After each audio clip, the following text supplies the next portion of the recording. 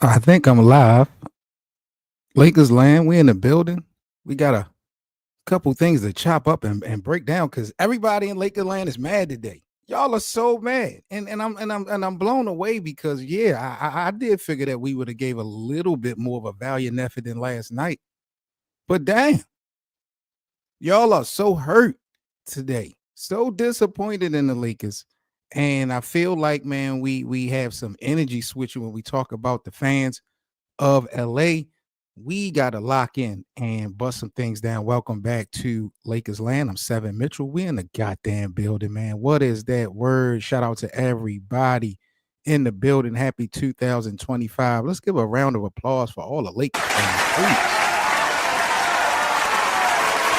Yes, sir.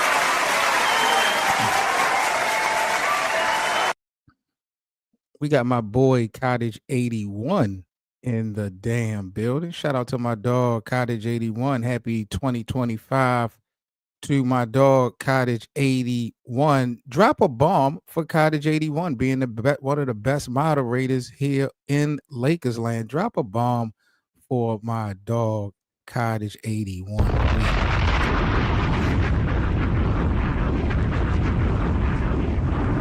Yeah. Now, Lakerland, can we have a conversation? A deep conversation. Because tonight, I'm not trying to be the Lakers problem solver. I'll leave the problem solving up to everybody else, right? But I figured tonight, can we take a couple minutes together here live in Lakers land and can we discuss the problems the Lakers have? Before coming up with all these answers, all these solutions, all this complaining, can we first identify what the Lakers' current problems are, however many that may be? Let's get those out the way first. Then we can kind of figure out what the hell is going on with this team and how do you wind up having damn near a week off, having to play last night, facing resilience with everything that's going on with the wildfires, having a lead, if I'm not mistaken, at the half, and then losing to a San Antonio team who might I add you are better than. Just unrelentless, unbelievable. And I didn't get to watch the game, but when I'm not, and I keep it real, when I'm not able to watch the game, I make sure I check out my brother Dan, the Lakers fan. If I don't get to catch Dan, the Lakers fan show live, I'll make sure that I check it out in the morning for any recap for any game I missed, because I know Dan is really going to be one of the guys on YouTube that's going to give me the true essence of what happened the night before. And I'm looking at Dan's face on this recap that he had from last night's show, and I said, oh, it must have been one of them. It must have been one of them. And then we get into turnovers and just all types of stuff. So I figured tonight, Lakers land, let's take a couple minutes. I'm not going to hold y'all too long, but let's take a couple minutes, bro, and let's run this shit down. Let's figure this thing out. Shout out to everybody in the live chat. Y'all already know how we coming tonight, bro. We ain't playing no games. We got Sandcastle Girl in the building. Sandcastle Girl, I got your request for that video. I'm going to put some shit together. I would like to actually use that topic, Sandcastle Girl, for one of my podcast segments this weekend. So I might hold off on making a video for it and actually include it in the weekly podcast. But it was a great idea, and I will definitely make sure that I tap in. We got the homie Max B in the damn building. Max says LeBron don't play defense and he needs to play off the ball. Give PG duties to a real ball facilitator. But I thought y'all didn't like D'Angelo Russell. Drop a bomb for D'Lo, please. Yeah. Y'all don't like that. We got my boy Adam Hurley in the damn building. Big Adam says Gabe should not be in the bench point guard right now. He should be Shake Milton. Shake is the scorer and the passive brand. Our bench is the problem. Okay. All right, so let's get to it. Let's run it down, and I'm going to document some things. Let's do this the right way. So we talk about the Laker problems, right? Number one, can we all agree? Turnovers. The Lakers have an unbelievable problem with turnovers. We all can agree with that. And I'm glad you brought this comparison up because we definitely going to get into this evening about this whole Rui Hachimura, where does he stand at right now with his recent struggles with this starting lineup? Dorian Finney-Smith. Is DFS the real answer?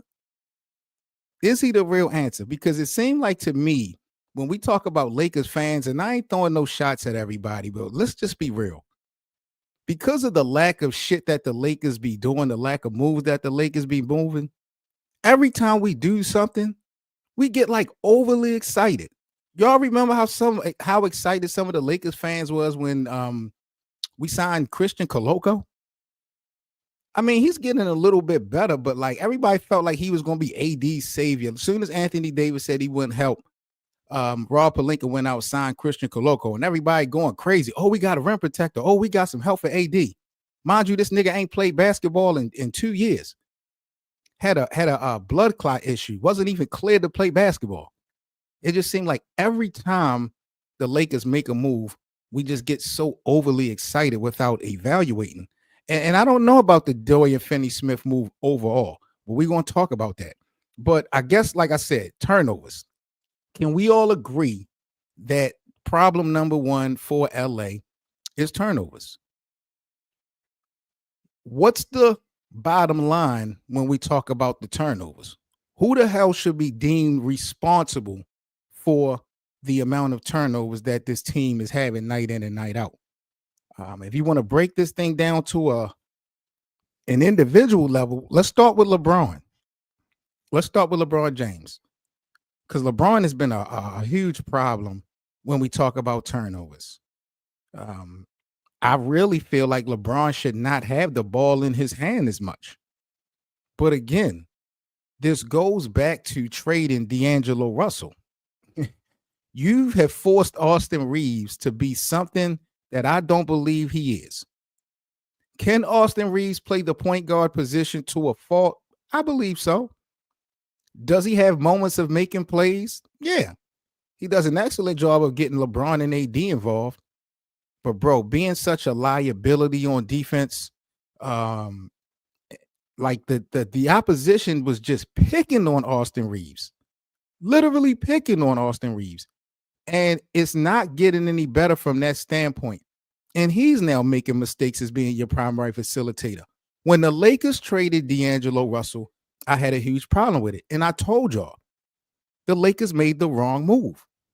And I know y'all don't love D'Angelo Russell, and I'm not saying the Lakers should have kept D'Lo for the long run. If you're tired of D'Lo, I get it. My issue with the trade was simply the personnel involved. And I don't have nothing personal against Dorian Finney-Smith. My thing was there was another big in Brooklyn that the Lakers could have snatched in that trade instead of Shake. Shout out to Shake Milton, but there was another big. I think it was Sharp. They could have did a deal for Sharp, which would have gave him just a little bit more size. And I just didn't like the moves. And then when you're getting rid of D'Lo, that really hinders your opportunity to get Mark Kessler from the Utah Jazz, because the Utah Jazz, they did decline the trade initially. But if y'all remember, there was a trade to be dealt with D'Lo, Jalen Hood-Schifino, and the unprotected first round pick, I believe, for Colin Sexton and Mark Kessler. But Utah declined it at the time.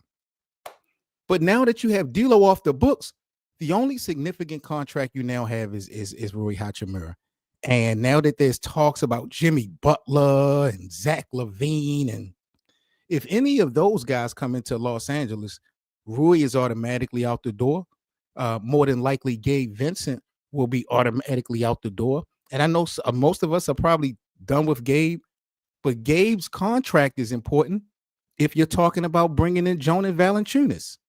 Washington right now is paying Jonas just about $10 million a year. Gabe is on a 3-year, $33 million contract, I believe, with the Lakers. Gabe is getting paid like $11 million a year. I'm not saying Washington would trade Jonas for Gabe straight up. All I'm saying is that the numbers matter and the numbers work with a deal getting Gabe into Washington if the Lakers are looking for a big man. But if you get rid of Gabe Vincent, wrapping him up in a deal for a Jimmy Butler or whatever, you've lost all your capital. So you have a problem with turnovers. I think our next problem basically is personnel. Right now, the Lakers are leading the Pacific Division. If I'm not mistaken, LA is what, in sixth place?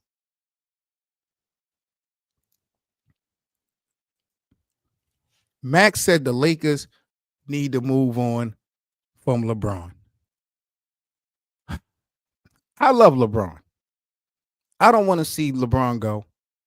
I disagree with this, Max, for a personal reason because I don't want to see LeBron go. But let's keep it a buck. If LeBron was to go, what the fuck would this team look like? And yeah, like last week, LeBron was going crazy. LeBron was going crazy last week. You know, it's a roller coaster, but dude is 40 years old. I feel like there shouldn't be so much pressure on him. You know, AD had a decent game, I heard last night, but bro, AD, I got a problem with Anthony Davis, whether y'all like it or not. This is the same Anthony Davis whose name was in conversations for MVP. Y'all forgot? Anthony Davis was leading the league in scoring. He was in the top 3 of the MVP. And I know it was early and plenty of basketball to go, but you know, we haven't seen Anthony Davis get off to such a dominant start as he did. And after that Orlando game, bro, where he missed them free throws, it's been ball game. And you can't find me one credible source, one credible platform when we talk about the game of basketball that anybody is now putting Anthony Davis up there in the conversation for MVP. He just dropped the ball, bro. Shit is crazy. My boy Peruvian is in the building. Peruvian feel like we are a playing team. And that's interesting because the other day we talked about how far the Lakers could go. How far could the Lakers go? Let me see it. And I don't even have, I wish I had the standings right now. But the last time I checked, the Lakers were in sixth place. My thing about LA in the Western Conference, Peru, is this. I'm not sold that the Lakers can move up within the top 5, be a top 3 team. I'm not sold on that, right? But what I'm also not sold on 100% is the Houston Rockets of the world, the Memphis Grizzlies of the world. Them niggas right now are in second and third place. They've been pretty much in second and third place so far for the duration of this season. I'm not threatened by them niggas if we had to play them in a 7-game series, either one of those teams. I'm not even threatened. I don't even feel no type of way about OKC. And they've been dominating so far. OKC looks good. I don't want to take anything away from them, but April and May, y'all know the game of basketball is different. It slows down. The postseason teams are able to study each other more. It becomes more of a half-court game. So I'm not threatened by these teams just because their record is better. If the Lakers had to lock in with the Houston or Memphis in a 7-game series, regardless of the standings, I honestly would feel good about the Lakers beating them. So the Lakers to me don't have to be at the top of the top, but you can't be playing down to the level of your competition. And from what I heard last night, it really was no excuse for the Lakers to lose how they lost last night to the San Antonio Spurs. And AD had another decent night versus the Spurs. Adam said AD had 30 and 13. AD dropped 40 on Wemby this season. Y'all remember? AD had a 40-point night versus Wemby. So I don't understand. I'm glad that I didn't watch the game because I would have been disgusted seeing after everything that California and Los Angeles, what they have went through with these wildfires, had these games postponed, and then you come back and lose to the Spurs in that type of fashion. Yeah, it's a lot of blame to go around. You know, 1 minute we're all on JJ Redick's nuts. We're praising JJ Redick. Then the next minute we're vilifying JJ Redick.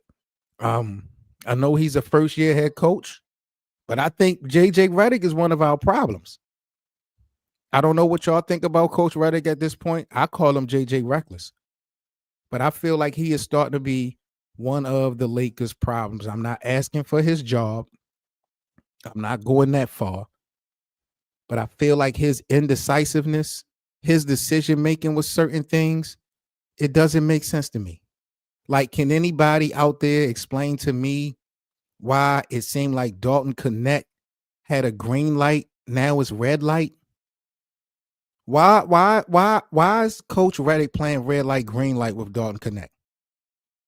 I'm not blaming what we're seeing with Dalton Knecht truly on this rookie wall. I don't understand. And Dalton, I mean, in October, he was free to do whatever, and he was putting in the work. I don't. I wasn't so happy about him moving into the starting lineup, but I didn't have a big issue with it when JJ decided to do it. But then JJ brought him back out. I'm like, bro, what is that doing to the psyche of this young boy who is, to my opinion, is going to be very needed and pivotal if the Lakers are going to have any success, especially with the lack of availability you have. When you're a team like the Lakers, you shouldn't have to depend on rookies. Being honest, you should never have to really depend on rookies, especially if you're a team like the Lakers. But because you had Vando out, because you had Christian Wood out, because you had Jackson Hayes, because we could never be solidified as far as availability go, like JJ had to take risks. He had to take chances. And I get it to a point, but bro, it's just not, it doesn't feel right, bro. And now I don't like this starting five. I don't love Austin Reeves being our primary point guard. I don't think he's a real playmaker. I like Dorian Finney-Smith. Everybody is calling for Dorian Finney-Smith to be a starter. Pull Rui and bring Dorian Finney-Smith in. The problem I have with that is this. Are you doing that? What are you doing that for? Because if you're done with Rui, the Lakers are not doing themselves no justice sitting Rui down. And I know Rui is struggling, so he's not doing himself any justice. But right now, if the Lakers are considering to move Rui Hachimura, they need some audition. They need some film. They need something recent. They need Rui to get in his bag. They need some type of recent footage of Rui putting in the work, getting in his bag, something that they can use to shop a deal. Because right now, I feel like coming off of the Olympic appearance, Rui Hachimura's trade value has dropped. It has dropped. And now we've brought Dorian Finney-Smith in, who hasn't done anything crazy so far. He's not one of those guys. He's a good player.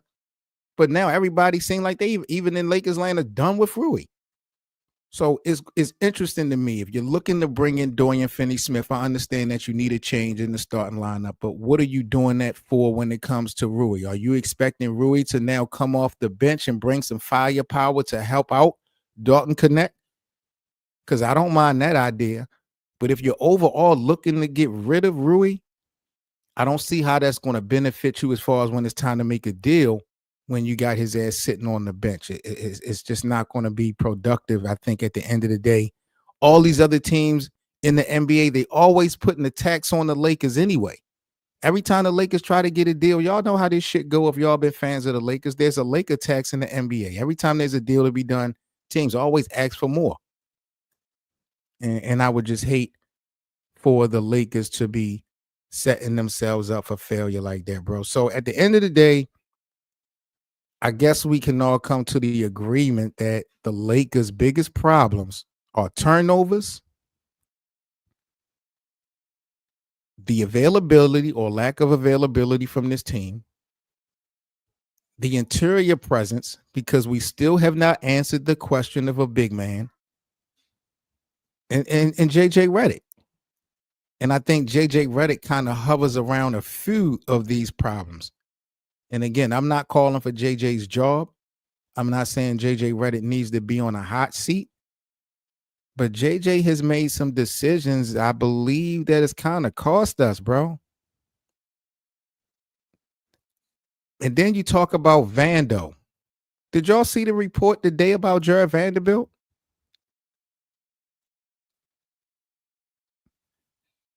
I agree, Adam. And I've been campaigning for this. I've been saying this from the jump. Dalton Knecht needs to be averaging anywhere between 20 and 25 points a game. No doubt, no debating. And I understand that Dalton Knecht is struggling. But I will say this, and I'll say it again.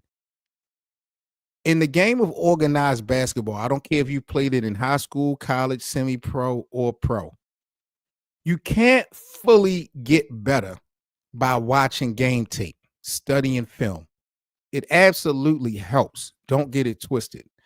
But in my years of playing basketball, on all the levels that I've played basketball, there's nothing like in-game experience. There's nothing like it.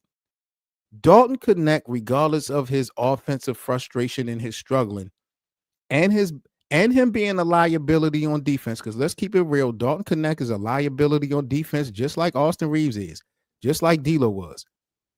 I feel like you still need to throw Dalton out there so he can learn in real time. I feel like some of the things Dalton can get better at needs to happen on the court instead of in the film room, if y'all get me. I'm not trying to take away from the preparation, but JJ Redick got to do a much better job of putting, putting Dalton in situations to be successful. He treating Dalton Knecht like Bronny James to a point. Bronny might be getting more minutes. I know Bronny is hurt, but when Bronny went down to the South Bay Lakers, he might be getting more playing time than Dalton. Unacceptable. So when we talk about this rookie wall, I can't blame it all on Dalton Knecht. Yes, he is struggling, but I feel like, the decisions made of starting him and then bringing him back on and then limiting his minutes. JJ got to get better, bro. JJ got to get better. And I don't know how much power the assistant coaches got, like Scott Brooks and Nate McMillan. I don't know how much power they got. It seemed to me they just, clipboard guys, so I don't know, yo. JJ Redick definitely needs to do better. That's the only thing I can say. When we talk about the division, can the Lakers win the Pacific Division? I know it's a lot of basketball left, but what do y'all think about our team's chances of winning the Pacific? Right now, the Clippers are the closest to catching up with us. I believe the Clippers might be a half a game in front of us, or they might be tied with us. I'm not sure what the Clippers did last night when the Lakers lost, but we were a half game in front of the Clippers going into last night. San Antonio is trying to find their way. Phoenix is struggling, trying to find their way. Golden State, we know the story behind the Warriors. I'm really surprised. I have to say, as a Lakers fan, I'm very fortunate that with everything that we have dealt with in these first couple months, with everybody being out and all types of shit like that, that we are leading the division or close to the top, and we're in a as far as pole position, the Lakers right now were in 6th place. I think we ended the season off last year in 7th place. Like I said, there's still a lot of basketball to be played, but if you're looking to be optimistic, you have to be a little happy with where you are as the Lakers, and not so much because the Lakers are giving you something to be happy about. I ain't going there. But I feel like some of the other teams around the division and in the Western Conference is kind of fucking up so bad. The Lakers ain't losing that much ground. Like, these other niggas are helping the Lakers out. So I feel like early on the Lakers have been fortunate, even in our struggles. The other teams, our other competitors, our other rivals have struggled a lot this season. KD and Phoenix, they've struggled a lot. Golden State, they've struggled a lot. Sacramento started off really weak. Going into this season, if I'm not mistaken, Anthony Davis was like 0-11 versus DeMontis Sabonis. He never had a win in his career versus Sabonis. And, they finally turned that corner and got a couple wins versus the Kings. But now the Kings are trying to get better. And, the Clippers are trying to find their way. But I got to be a little bit happy that the Lakers are, if you want to call it competitive. I don't know if that's the right word to say because, again, one of the reasons why the Lakers are in the space that they are is because some of the other teams have just been playing so bad. I'm done with Vando, Adam, bro. I, I'm not gonna say you're lying. I'm done with Vando, bro. And Vando knows how to play this game. I'm not fronting my move on Vando. He is a good player. But the best ability to have in sports is availability. And the shit with him is a joke, my nigga. I can't take it no more.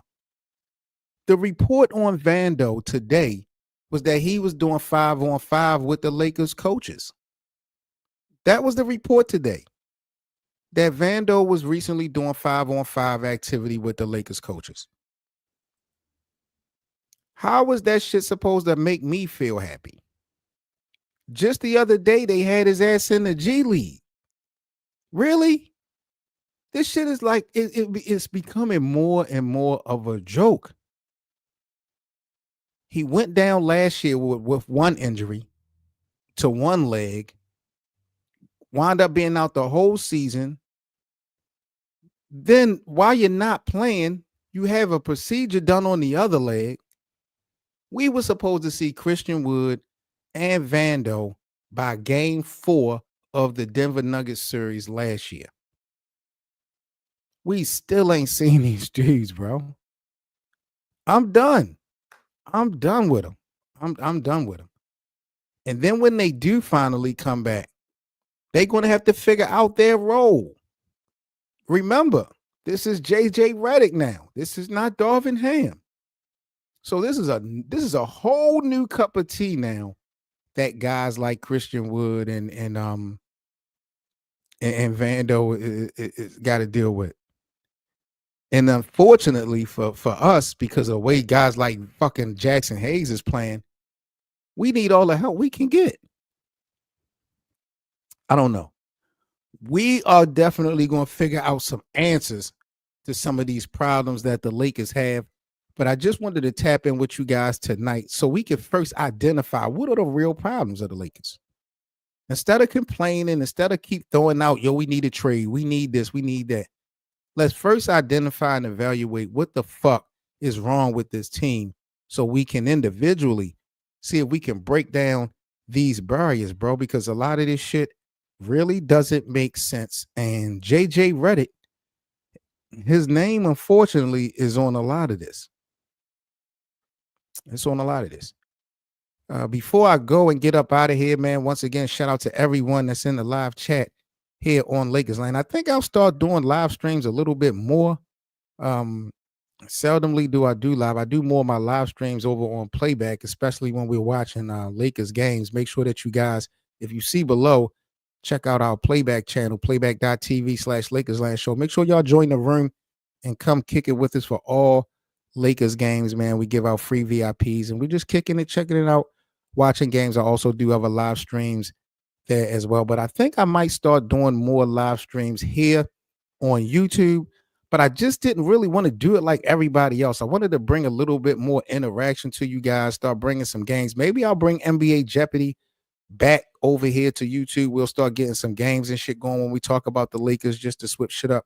So I'll definitely figure it out sooner than later, and I'll be going. I guess I'll do a little bit more live streams. I have open panels. If you guys want to come up and talk y'all shit, I don't have no problem with you guys coming up on the panel. Shout out to Michael Cooper. Congratulations to Coop, who got his jersey retired yesterday during halftime of the game. I'm gonna keep it real, y'all. It is really disgusting. Do y'all know I posted a clip of Michael Cooper's retirement? I made a reel and I posted a clip of his retirement all over social media. Do you know there were people in my comments asking why the Lakers retired Michael Cooper's jersey? People were saying stuff like, oh, the Lakers just retire anybody's jersey now. Like, it blew my mind how many people I'm not going to say act like, because apparently they didn't. It really blew my mind how many people who act like they know the game of basketball had no idea the impact and the effect that Michael Cooper had on the game of basketball in the 80s. Bro, one of the best perimeter defenders in the 80s, maybe of all time. It was so disrespectful reading all these comments with people acting like Michael Cooper wasn't that guy.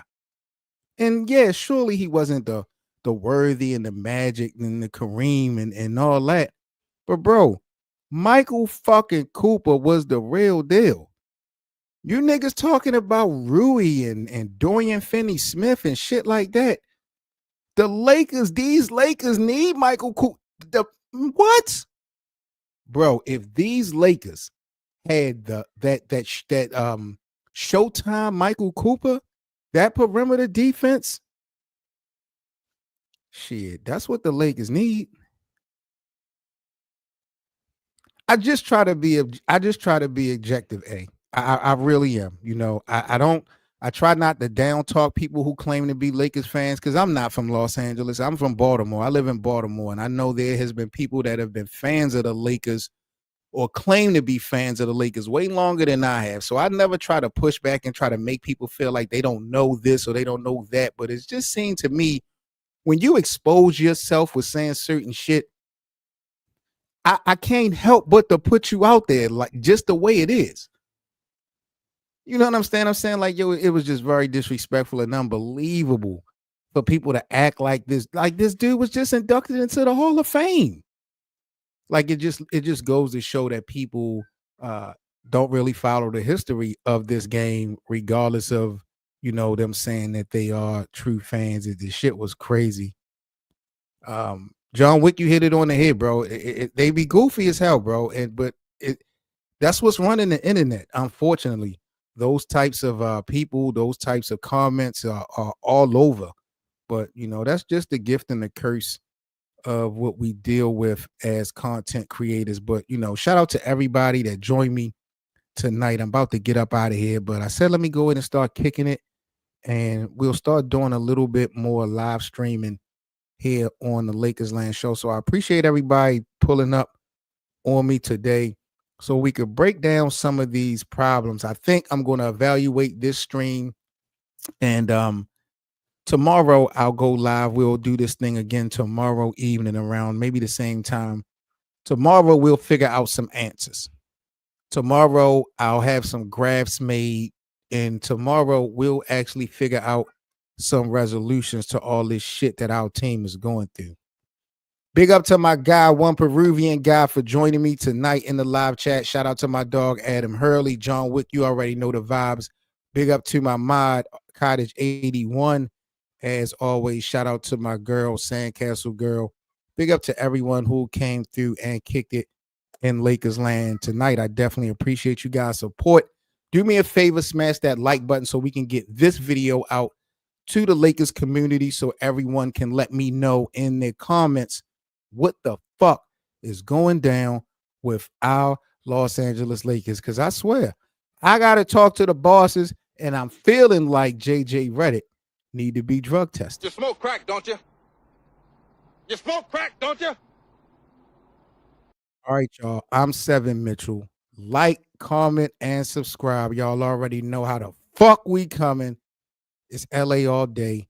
Continue to pray for those out in California dealing with the wildfires, because it's definitely deeper than basketball right now in LA. And if you guys are able to donate and support, make sure you guys do what you guys need to do. And if you guys need anything from my end, y'all already know where to find me and how I'm coming. Stay safe. I'll catch you guys tomorrow here on the Lakers Land Show. Salute to everyone. Big up to you guys again. And I am out. Peace, people.